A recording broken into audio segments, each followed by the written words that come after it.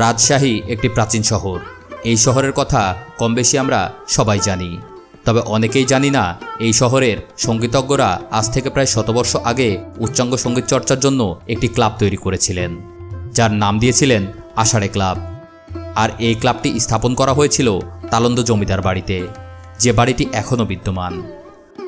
আষাঢ়ে club ও তালন্দ জমিদার বাড়ির ইতিহাস নিয়ে সাজানো হয়েছে আজকের ভিডিও।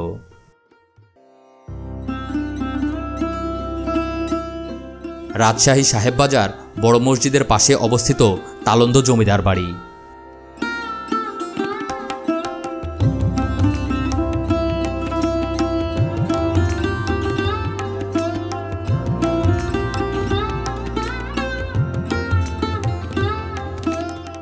এই জমিদার বাড়িতে জন্ম হয়েছিল আষাঢ়ে ক্লাবের। আষাঢ়ে ক্লাবে আষাঢ়ে গল্প নয়, বসত উচ্চাঙ্গ সঙ্গীতের আসর।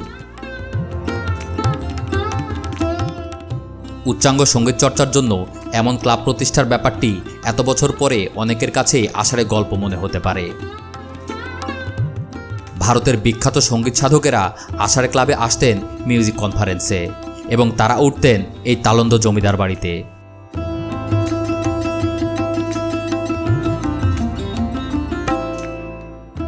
1930 সালের দিকে তালন্দ ভবনে আষাঢ়ে ক্লাবের যাত্রা শুরু হয়। তালন্দ জমিদার বাড়ির জমিদার বজেন্দ্রমোহন মৈত্রেয়, তারণ মণ্ডল, রেবতী চক্রবর্তী ছিলেন সেই সময়ের উচ্চাঙ্গ সঙ্গীতের অন্যতম পুরোধা।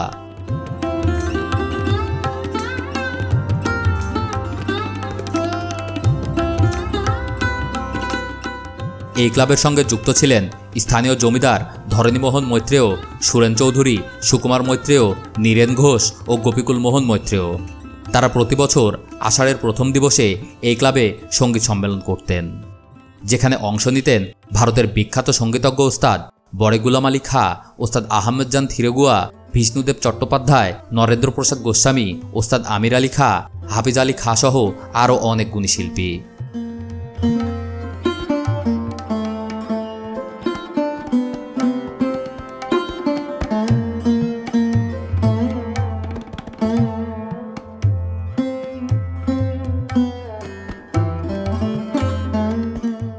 আপনারা জানলে আরও অবাক হবেন যে বিশ্ববিখ্যাত শারদবাদক রাধিকা মোহন মৈত্রেয়র প্রত্যেক নিবাস কিন্তু এই তালন্দ জমিদার বাড়ি।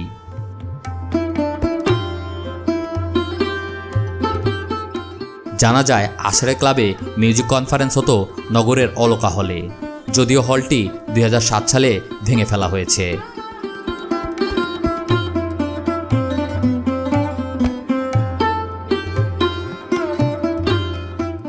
আজ ভাবতে অবাক লাগে, শতবর্ষ আগে রাজশাহীর সঙ্গীত অনুরাগীরা শুধুমাত্র উচ্চাঙ্গ সঙ্গীত চর্চার জন্য এমন একটি ক্লাব করেছিলেন, কিন্তু সেই ধারাবাহিকতা আজ আর রক্ষা হয়নি।